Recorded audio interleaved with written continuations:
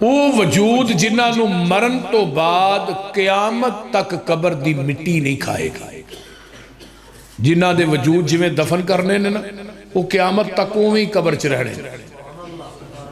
انہاں دے وچ پہلا نمبر انبیاء ہے کہ انبیاء دے وجود نو قبر دی مٹی نہیں کھاندی، شہداء دے وجود نو قبر دی مٹی نہیں کھاندی،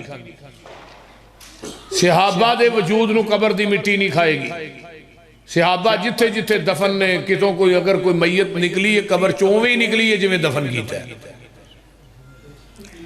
چوتھے نمبر تے اولیاء الرحمن جڑے اللہ دے خاص بندے نے انہاں نو قبر دی مٹی نہیں کھائے گی۔ پنجویں نمبر تے جڑا قرآن دا قاری تے حافظ ہے نا، یہ دنیا تو جدو فوت ہوتا ہے تے اللہ دے نے وَأَوْحَا إِلَى الْأَرْضِ لَا تَأْكُلِي لَحْمَهُ، اے زمین تیرے اندر میرے قرآن دا قاری تے حافظ آ رہے ہیں، یہ دا گوشت نہ کھائی۔ تے زمین زبان حال چو بول کے آندھی اللہ میں کیویں کھا سکنی ہے، دے سینے تے تیرا قرآن ہے۔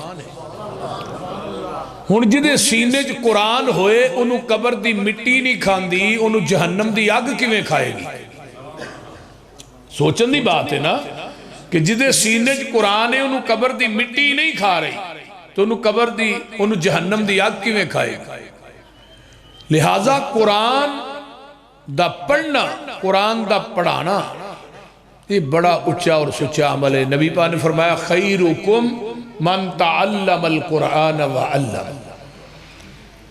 ایک حدیث مسند ابی ہریرہ دی،